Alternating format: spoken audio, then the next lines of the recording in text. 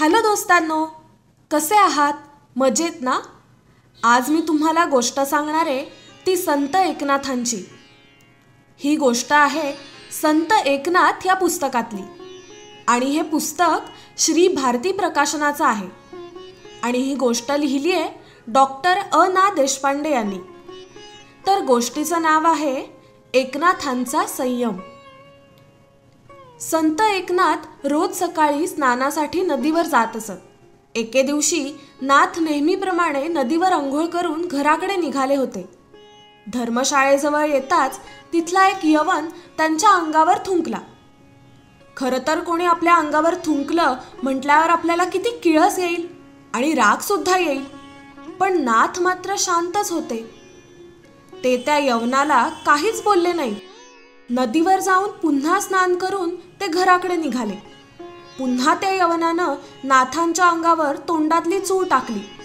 यावेळी आजूबाजूचे लोक सुद्धा संतापले, पण स्वतः नाथ काहीच बोलले नाहीत हे बघून बाकीचे लोक काही बोलतच नव्हते।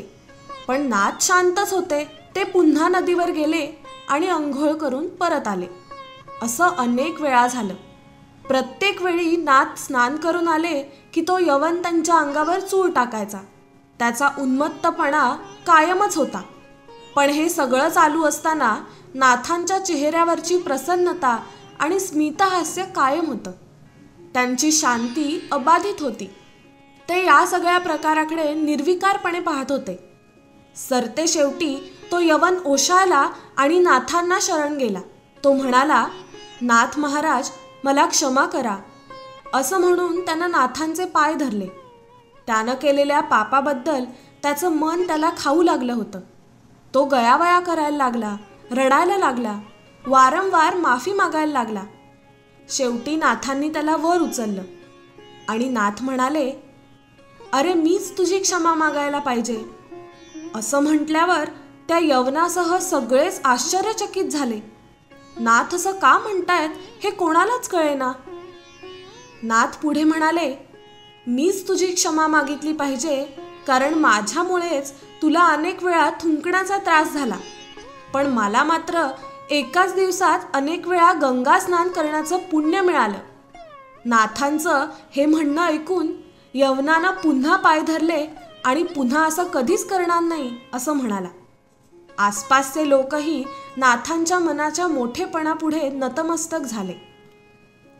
तर असे होते संत एकनाथ, अत्यंत संयमी आणि चित्तवृत्ती शांत असणारे, चेहऱ्यावरची प्रसन्नता कधीही ढळू न देणारे, भोवतालच्या परिस्थितीत काहीही होवो, लोक कितीही निंदा करोत, पण मनाची शांती ढळू न देणारे संत एकनाथ। काय आवडली ना गोष्ट? तुम्ही पण वागणार ना असं नाथांसारखं? चला तर मग उद्या आणखी एका नव्या गोष्टीसोबत भेटूया। आणि हो, आपलं महा MTBचं YouTube चॅनल सबस्क्राईब करायला विसरू नका हां। Bye bye.